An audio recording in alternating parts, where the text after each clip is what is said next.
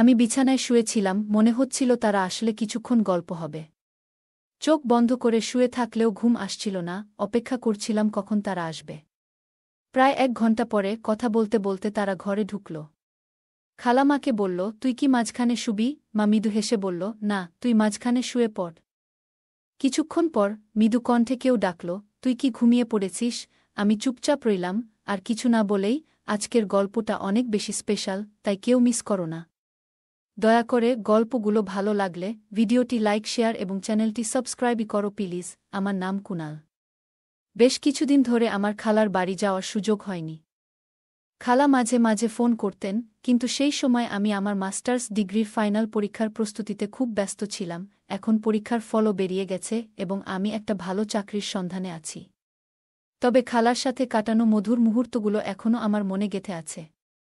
আমি প্রায়ই ভাবি খালার সাথে দেখা করার জন্য আবার কখনো যাব। কারণ খালা আমাকে অনেক ভালোবাসে। খালা দেখতে অনেক সুন্দর ছিলেন। তিনি একটু স্বাস্থ্যবান হওয়ায় তাকে আরও সুন্দর লাগে। তার হাতের রান্না করা খাবার খেয়ে কিছুদিন কাটানোর ইচ্ছায় আমি ঠিক করলাম যে এবার খালার বাড়িতে গিয়ে কিছুদিন থাকব। খালার সাথে অনেক সময় কাটাব, অনেক গল্প করব। কারণ অনেক দিন থেকে খালার সাথে দেখা হয় না। অবশেষে আমার ইচ্ছা পূরণ হল। একদিন আমার খালা ফোন করলেন আর মাকে বললেন, তুমি আর কুনাল 5 দিনের জন্য আমাদের এখানে চলে এসো। তোমার জামাইজি 7 দিনের জন্য শহরের বাইরে যাচ্ছেন। অনেক দিন থেকে তোমাদের সাথে দেখা হয় না। এই সুযোগে আমরা কয়েকটা দিন মজা করে কাটাতে পারব। কালকেই চলে এসো, আমি অপেক্ষা করছি। মা ফোন স্পিকারে রেখেছিলেন যাতে আমি কথাগুলো শুনতে পারি। আমার মায়ের নাম লিজা আর খালার নাম তানিয়া। সব কথা শুনে মা বললেন, ঠিক আছে তানিয়া, আমরা কালকেই আসছি। এরপর মা ফোনটা রেখে দিলেন। ফেব্রুয়ারি মাস ছিল, তাই বেশ ঠান্ডা পড়ছিল। মা বললেন, কুনাল, আমরা সকাল 11টার দিকে বেরোব, যাতে ঠান্ডা একটু কম লাগে। তবে আমরা বাইকেই যাব। আমি মাকে হ্যাঁ বলে দিলাম। এরপর মা বললেন, আমি আমাদের দুজনের কাপড়গুলো গুছিয়ে নিচ্ছি। তারপর মা তার ঘরে চলে গেলেন। আমিও আমার ঘরে গিয়ে বিছানায় শুয়ে পড়লাম। বিছানায় শুয়ে ভাবছিলাম, যদি খালামাকে সব কিছু বলে দেয় আগের দিনের কথা, তাহলে কি হবে? আর যদি মায়ের সামনে খালা আমার সাথে কোনো কিছু করে, তাহলে পরিস্থিতি কেমন হবে? এইসব ভাবনা ভাবতে ভাবতে কখন যে ঘুমিয়ে পড়লাম বুঝতেই পারলাম না। কারণ খালা আমার বন্ধু মতো ছিল। তিনি আমার সাথে অনেক ফ্রি থাকত। পরের দিন আমি আর মা সকালবেলায় চানাশতা সেরে তৈরি হয়ে গেলাম। ঠিক 11টা বাজে আমরা বাইক নিয়ে রওনা হলাম খালার গ্রামের দিকে। গ্রামের রাস্তা 3 ঘন্টার ছিল।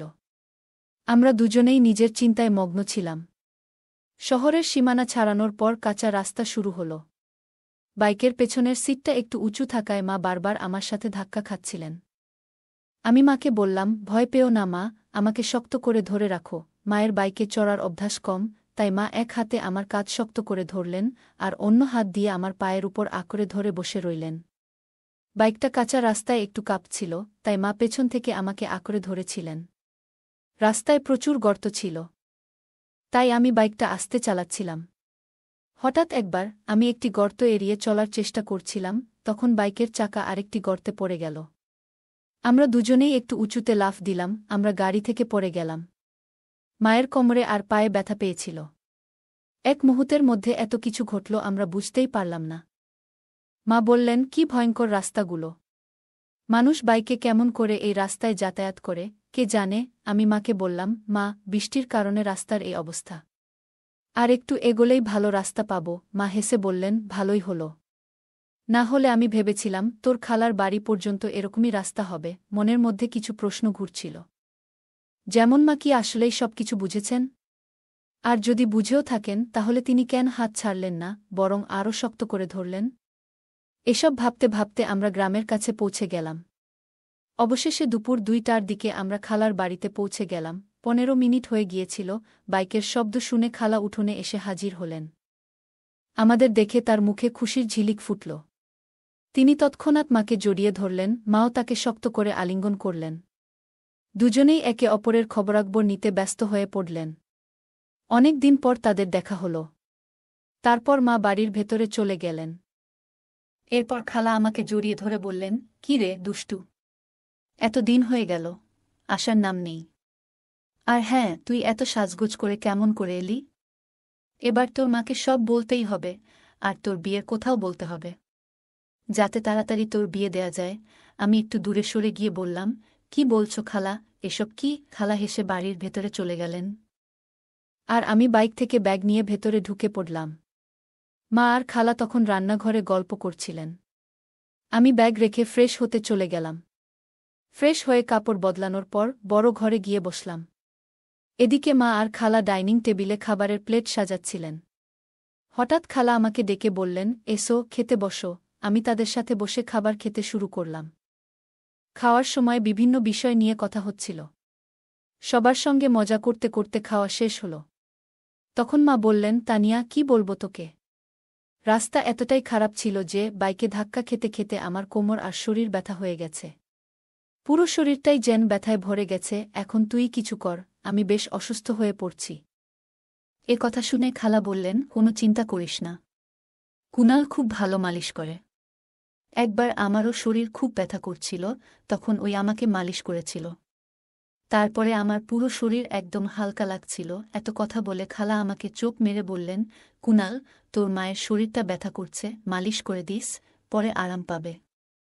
আমি সম্মতি জানিয়ে ঘরে চলে গেলাম, কিন্তু মনে মনে একটা প্রশ্ন ঘুরতে লাগল, খালা কেন বললেন যে আমি ভালো মালিশ করি? সত্যিই কি তিনি মজা করছিলেন, না মায়ের সাথে আমার ঘনিষ্ঠতা বাড়াতে কিছু একটা পরিকল্পনা করছেন?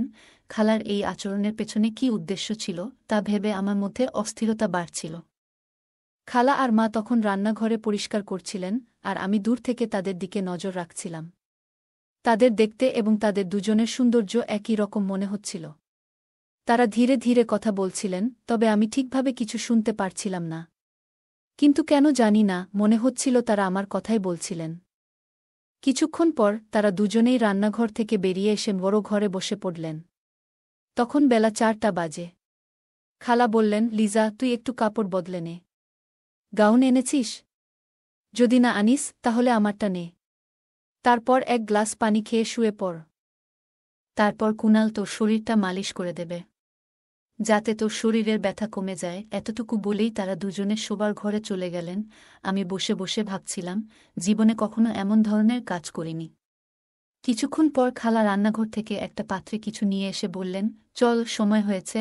আমি কিছু না বলে চুপচাপ তার পেছনে শোবার ঘরে গেলাম। সেখানে গিয়ে দেখি মা বিছানায় শুয়ে আছেন। মায়ের পা এবং শরীরে প্রচণ্ড ব্যথা ছিল, কারণ তিনি গাড়ি করে আসার সময় পড়ে গিয়েছিল। মাকে দেখে মনোযোগ দিয়ে তাকিয়ে রইলাম। হঠাৎ খেয়াল করলাম খালা আমার পাশে দাঁড়িয়ে আছেন। খালা হেসে বললেন, কি দেখছিস কুনাল? আগে কখনো কি তোর মাকে দেখিসনি? তোর মাকে একটু তেল দিয়ে মালিশ কর, তার অনেক কষ্ট হচ্ছে। মায়ের ব্যথা লাঘব করার জন্য আমি বিছানার পাশে বসে একটু চিন্তায় পড়ে গেলাম। তখন খালা ছোট্ট একটা পাত্রে তেল এনে আমার হাতে দিলেন এবং বললেন, শুরু কর, পা থেকে শুরু কর। আমি আস্তে আস্তে মায়ের পায়ে তেল লাগাতে শুরু করলাম। খালা পাশে বসে মনোযোগ দিয়ে আমার কাজ দেখছিলেন। যদিও আমি প্রথমে একটু সংকোচ বোধ করছিলাম, তবুও ধীরে ধীরে কাজটা চালিয়ে গেলাম, কারণ মাকে সুস্থ করতে হবে। আমার মনের ভেতর শুধু একটাই চিন্তা ছিল, মাকে সুস্থ করতে হবে। মা মুখটা একটু ঘুরিয়ে নিলেন। এরপর খালা একটু দূরে শুয়ে মাকে জিজ্ঞেস করলেন, কেমন লাগছে লিজা? মা বললেন, এখন কিছুটা ভালো লাগছে তানিয়া। তুই থাকায় আজ একটু ভিন্ন কিছু করলাম। তুই অনেক কিছু জানিস। খালা তখন মায়ের মাথায় হালকা চাপ দিয়ে বললেন, এত বাচ্চাসুলভ কথা বলছিস কেন? কুনাল তো পাশে রয়েছে, সে কি ভাববে? মা একটু লজ্জা পেয়ে হাসলেন এবং বললেন, আরে তানিয়া, আর কথা বাড়াস না, না হলে পুরো ব্যাপারটা নাটকের মতো হয়ে যাবে। এরপর মা আমাকে বললেন, কুনাল, বেশ আরাম হচ্ছে, তাই আর বেশি মালিশ করা লাগবে না। শরীরটা এখন বেশ ভালো লাগছে, মনে হচ্ছে ব্যথা কিছুটা কমে গেছে। তারপরেও আমি আর কিছুক্ষণ মালিশ করে দিলাম। প্রায় আধ ঘণ্টা পরে মা শান্ত গলায় বললেন, এবার যথেষ্ট হয়েছে কুনাল, অনেক স্বস্তি লাগছে। আমি উঠে দাঁড়ালাম, তখন মায়ের পাশে দাঁড়িয়েছিলাম। মা হঠাৎ পাশ ফিরে শুয়ে পড়লেন। তখন খালা এসে বললেন, আরে লিজা, এখনও তো অর্ধেক মালিশ বাকি আছে। মা একটু লজ্জা পেয়ে বললেন, থাক তানিয়া, কুনালের সামনে এটা করতে একটু অস্বস্তি লাগছে। মালিশ শেষ হওয়ার পর মা বেশ ভালো বোধ করতে লাগলেন। আমরা সবাই বাইরে এসে একটু বিশ্রাম নিলাম। এরপর খালা আমাকে ডেকে বললেন, কুনাল, অনেক দিন হয়ে গেল, চল ভেতরে যাই, আমি রাজি হয়ে ভেতরে গেলাম, যেখানে আমরা সবাই মিলে খেতে বসলাম। খাওয়ার সময় খালা আমাকে জিজ্ঞেস করলেন, তাহলে কুনাল মায়ের মালিশ করে কেমন লাগলো? আমি হেসে বললাম, প্রথমে একটু অস্বস্তি হচ্ছিল, কিন্তু তোমার কথায় সাহস করে করলাম। খালা হেসে বললেন, দেখেছ, মা এখন অনেকটা ভালো আছে। আমি বললাম, হ্যাঁ, এটা তোমার কারণেই সম্ভব হয়েছে। খালা হেসে বললেন, তাহলে পরের বার আরও ভালোভাবে একটু মালিশ করে দিস, যাতে তার ব্যথা দ্রুত সেরে যায়, পারবি তো? আমি মৃদু হেসে বললাম, ঠিক আছে। আমিও চাই যে মা দ্রুত সুস্থ হয়ে উঠুক। খালা তখন শান্ত স্বরে বললেন, চিন্তা করিস না। আমার চোখ হঠাৎ আলমারির আয়নার দিকে চলে গেল। দেখি দরজার কাছে মা দাঁড়িয়ে আছেন, তবে খালা সেটা খেয়াল করেননি। আমি ভান করলাম যেন কিছুই দেখিনি। আবার আয়নার দিকে তাকাতেই দেখি মা আমাদের দিকে তাকিয়ে আছেন। কিছুক্ষণ পর আবার তাকালাম, মা তখন আর সেখানে নেই। খালা আমাকে জিজ্ঞেস করলেন, কি হলো কুনাল? আমি বললাম, মা কিছুক্ষণ আগে এখানে এসে দাঁড়িয়েছিলেন। এটা শুনে খালা হেসে বললেন, দারুণ, তাহলে সব ঠিকঠাক চলছে। এখন লিজা নিজেই আসবে। এরপর আমরা দুজনেই উঠে নিজেকে ফ্রেশ করে নিলাম। তখন বিকেল 4টা। আমি আর খালা দুজনেই প্রস্তুত হচ্ছি। আমি বললাম, খালা, আমি একটু বাইরে ঘুরে আসি। খালা বললেন, ঠিক আছে, কিন্তু তার আগে চা বানিয়ে দিই, তারপর যাস। আমরা ঘরে ফিরলাম, তখন দেখি মাও ফ্রেশ হয়ে বসে আছেন। খালা মাকে বললেন, লিজা, বসো, আমি চা বানিয়ে আনি, তোমার ভালো লাগবে। এখন আবহাওয়াও বেশ ঠান্ডা। মা হেসে বললেন, হ্যাঁ তানিয়া, চা বানাও। একটু গরম চা এখন ভালোই হবে। তবে তোমার কি ঠান্ডা লাগে না? মায়ের গলায় একটু মজার সুর ছিল। খালা বুঝে গেলেন মা কেন এমন বলছেন, তবে তিনি হাসি দিয়ে উত্তর দিলেন, আরে লিজা, আমাদের তো ঠান্ডায় অভ্যেস হয়ে গেছে। তোর শহরে কি আর এমন ঠান্ডা হয়? ঠিক আছে, আমি চা বানিয়ে আনি। তারপর খালা রান্নাঘরে গিয়ে চা বানিয়ে আনলেন, আর আমরা তিনজনে একসঙ্গে বসে চা খেলাম। চা খাওয়ার পর আমি বললাম, মা, আমি একটু বাইরে ঘুরতে যাচ্ছি। মা বললেন, হ্যাঁ যা, একটু ঘুরে আয়। তোরও হয়তো গরম লাগছে, তবে বেশি দেরি করিস না, তাড়াতাড়ি ফিরে আয়। আমি মাথা নেড়ে বাইরে বেরিয়ে গেলাম। হাঁটতে হাঁটতে নদীর ধারে চলে গেলাম। মনটা একদম শান্ত হয়ে গেল। একটা সুন্দর, শান্তিপূর্ণ প্রাকৃতিক পরিবেশে বসেছিলাম। ঠান্ডা বাতাস আমার শরীরে লাগছিল, আর আমি নানা বিষয়ে চিন্তা করছিলাম। কিছু দিন আগের ঘটনাগুলো ভাবাচ্ছিল। খালা আর আমি যা কিছু কথা শেয়ার করেছি, হয়তো মা কিছু জানে, কিন্তু মা কিছু বলেনি। সবকিছু যেন স্বাভাবিকভাবেই চলছিল। মাথায় একের পর এক প্রশ্ন ঘুরছিল, মা কি সত্যিই কিছু টের পেয়েছে, নাকি সব কিছু ঠিক আছে ভাবছে? এই সব চিন্তা নিয়ে কিছুক্ষণ বসে থাকার পর আমি উঠে দাঁড়ালাম। তখন বাইরে অন্ধকার ঘনিয়ে আসছিল, আর ঠান্ডা বাতাস আরও বাড়ছিল। ধীরে ধীরে বাড়ির পথে রওনা হলাম। বাড়ি পৌঁছাতে রাত প্রায় 8টা বেজে গেল। ভেতরে ঢুকে দেখি মা আর খালা রান্নাঘরে রাতের খাবার তৈরি করছেন। আমাকে দেখে মা মিষ্টি গলায় বললেন, আয় কুনাল, আগে গরম পানিতে হাত মুখ ধুয়ে নে, তারপর খেতে বসবি। প্রায় রাত 9টা নাগাদ আমরা সবাই একসঙ্গে খেতে বসলাম। খেতে খেতে আমি বললাম, খালা, এখানে ঠান্ডাটা অনেক বেশি। আমাদের ওখানে এমন ঠান্ডা হয় না। খালা মুচকি হেসে বলল, চিন্তা করিস না, আমার বাড়িতে হিটার আছে, তোকে ঠান্ডা লাগবে না। আমি বললাম, সত্যি? তাহলে ঠিক আছে, আজ একটু আগে ঘুমাবো, বেশ ক্লান্ত লাগছে। খালার কথা শুনে মা মজা করে বলল, তুই এত ছোট, তোর আবার কি ক্লান্তি? খালা হেসে বলল, আরে লিজা, এত পথ পাড়ি দিয়ে এসেছে, তার উপর রাস্তার এমন অবস্থা। মা আর কিছু বলল না। আমরা সবাই মিলে গল্প করতে করতে খাওয়া শেষ করলাম। তারপর মা আর খালা রান্নাঘর পরিষ্কার করতে ব্যস্ত হয়ে পড়ল, আর আমি উঠলাম একটু বাইরে হাঁটতে। কিছুক্ষণ পর আমি শোবার ঘরে গেলাম। ঘরটি আগে থেকেই গোছানো ছিল। বিছানায় একটি বড় কম্বল পাতা ছিল, যা দুজনের জন্য যথেষ্ট।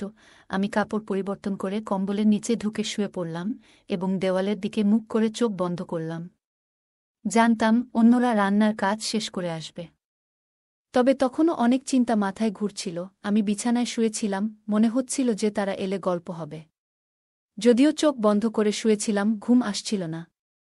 তাদের আসার জন্য অপেক্ষা করতে লাগলাম। প্রায় 1 ঘণ্টা পরে কথা বলতে বলতে তারা ঘরে ঢুকল। খালা মাকে বলল, তুই কি মাঝখানে শুবি?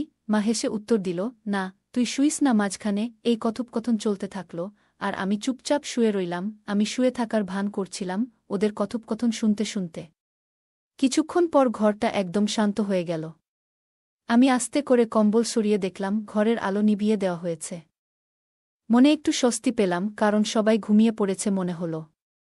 প্রায় ২-০ মিনিট এভাবে কেটে গেল, কিন্তু কোনো আওয়াজ শুনতে পাচ্ছিলাম না। আমি একটু সরে গিয়ে অন্যদিকে মুখ করে শুয়ে পড়লাম, কারণ নানা চিন্তা মাথায় ঘুরছিল। ভাবছিলাম, আমার নড়াচড়া কেউ লক্ষ্য করল কি? মা কি কিছু বুঝতে পারছেন? সব কি ঠিক আছে? ঠিক তখনই একজন মৃদু কণ্ঠে ডাকল, তুই ঘুমিয়ে পড়েছিস? তার স্বরে স্নেহের পরশ ছিল। আমি চুপচাপ রইলাম, যেন ঘুমিয়ে আছি। কিন্তু ভেতরে ভেতরে অস্থিরতা বাড়ছিল। তারপর বলল, ভালো করে ঘুমিয়ে পড়, সকালে সব কথা হবে। তার কথায় মনে অনেকটা শান্তি এলো, এবং ধীরে ধীরে আমি ঘুমিয়ে পড়লাম। ঠিক তখন মা বললেন, এখন ঘুমিয়ে পড়ো, রাত অনেক হয়েছে। তার গলায় ক্লান্তির সুর ছিল। সবাই নিজের জায়গায় ফিরে গিয়ে শুয়ে পড়ল। মায়ের কণ্ঠে এমন কিছু ছিল যা আমাকে মানসিকভাবে শান্ত করেছিল। কিছুক্ষণ শুয়ে থেকে অবশেষে ঘুমিয়ে পড়লাম। সকালে ঘুম ভেঙে দেখি মা আগেই উঠেছেন। তিনি রান্নাঘরে চা তৈরি করছিলেন, আর পাশে অন্যজন বসেছিলেন। ঘরের পরিবেশটা একটু অন্যরকম লাগছিল। মা আমাকে দেখে মৃদু হেসে বললেন, চা খাবে? আমি মাথা নেড়ে সম্মতি জানালাম। তার হাসিতে ছিল অভিজ্ঞতা ও মমতা, যেন তিনি পুরো পরিস্থিতি বুঝে শান্তভাবে সবকিছু সামলাচ্ছেন। আমরা বেশ কয়েকদিন খালার বাড়িতে থাকলাম। খালার সাথে আমি আর মা অনেক হাসি ঠাট্টার মধ্যে দিন কাটিয়েছিলাম। অনেক জায়গায় ঘুরতেও গিয়েছিলাম। কিছুক্ষণ পরে মা খালার দিকে তাকিয়ে বললেন, আচ্ছা তানিয়া, আমাদের এখন চলে যাওয়া উচিত, অনেক কাজ বাকি আছে বাড়িতে। মা আর আমি যখন খালার বাড়ি থেকে বের হচ্ছিলাম, খালা হেসে বললেন, ঠিক আছে, তোমরা যাও। আমার স্বামীরও আসার সময় হয়েছে। বিদায়ের মুহূর্তে পুরো পরিবেশটা হালকা হয়ে গেল। আমি অনুভব করলাম মা কিছু না বলেও সবকিছু সুন্দরভাবে সামলে নিয়েছেন। মা আমার দিকে তাকিয়ে শান্ত স্বরে বললেন, কুনাল, জীবনে সবকিছুর একটা সীমা থাকে, আর সঠিক ভুলের পার্থক্য করা গুরুত্বপূর্ণ। তার কথাগুলো আমার মনে গভীরভাবে ছাপ ফেলল। সেই মুহূর্তে আমি সিদ্ধান্ত নিলাম, জীবনের প্রতি আমার দৃষ্টিভঙ্গি পরিবর্তন করব এবং নতুনভাবে জীবন শুরু করব। মায়ের ধৈর্যশীল ও শান্ত আচরণ আমাকে এমন এক শিক্ষা দিল, যা অন্যভাবে উপলব্ধি করা সম্ভব ছিল না। খালার বাড়ি থেকে বিদায় নিয়ে আমি মনে মনে প্রতিজ্ঞা করলাম যে আমার চিন্তাভাবনা ও কাজকে সঠিক পথে পরিচালিত করব। মায়ের স্নেহ, তার মনের গভীরতা এবং তার বলিষ্ঠ চিন্তাশক্তি আমাকে জীবনের নতুন দিশা দেখিয়েছে। আমি এখন ভবিষ্যতের দিকে আরও আত্মবিশ্বাস ও আশার সঙ্গে এগিয়ে যেতে প্রস্তুত। তার কিছুদিন পর আমার একটি ভালো চাকরি হয়। এখন আমি সব চিন্তা বাদ দিয়ে মন দিয়ে চাকরি করতে থাকি, আর আমার পরিবারের সব দায়িত্ব নেই। এখন আমার মা অনেক খুশি আমার উপর। গল্পটা কেমন লাগলো জানাতে ভুলবে না। আরও মজার মজার রোমান্টিক গল্প শুনতে চাইলে ভিডিওটি লাইক, শেয়ার এবং চ্যানেলটি সাবস্ক্রাইব করতে এবং বেল আইকনটি ক্লিক করতে ভুলবে না। ধন্যবাদ।